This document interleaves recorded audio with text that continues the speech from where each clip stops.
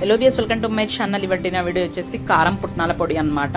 మనం నార్మల్ గా ఇది బొరుగులకు అట్లా యూజ్ చేస్తాం కదా, మనం ప్లెయిన్ ది యూజ్ చేస్తాం కదా. సో అలా కాకుండా ఇది రైస్ లోకి కానీ దోశలోకి కానీ బాగుంటుంది, ట్రై చేయండి. ఒక ప్యాన్ తీసుకొని కొద్దిగా మనము పుట్నాలు 1 కప్ తీసుకొని కొద్దిగా డ్రై రోస్ట్ చేసుకోండి. అంటే అవి కొద్దిగా బ్రౌనిష్ కలర్ లో అవ్వాలన్నమాట.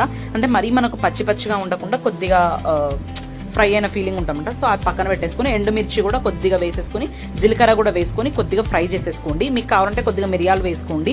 మిరియాలు వేసుకుంటే ఏంటంటే కొద్దిగా ఘాటు ఉంటుంది. ఆ తర్వాత ఎల్లిపాయలు కూడా ఇందులోనే వేసి కొద్దిగా ఫ్రై చేసేయండి. ఆ తర్వాత ఒక జార్ తీసుకొని పుట్నాలు, ఇంకా ఎల్లిపాయలు, ఎండుమిర్చి, కొద్దిగా ఉప్పు, ఇంకా మీకు ఇష్టం అనుకుంటే ఇంగువ కూడా వేసుకోండి. ఆ ఫ్లేవర్ కూడా బాగుంటుంది. సో మొత్తం మనం ఏం చేయాలంటే చాలా ఫైన్ పౌడర్ లాగా గ్రైండ్ చేసేసుకొని మనం ఇది స్టోర్ చేసేసుకోవచ్చు. ఇది 2-3 months అట్లా కూడా ఉంటుంది. సో ఇదైతే నేను పెసరట్టుకి అయితే ఆనియన్ స్ప్రెడ్ చేసి పైన ఇలా పుట్నాల పొడి వేసుకొని అయితే తిన్నాను అనమాట. అంటే మనకు పక్కన పచ్చడి అలా కూడా ఏం అవసరం లేదు, ఎందుకంటే ఈ పొడి స్పైసీగా ఇంకా చాలా బాగుంటుంది taste. And by, please subscribe to my channel.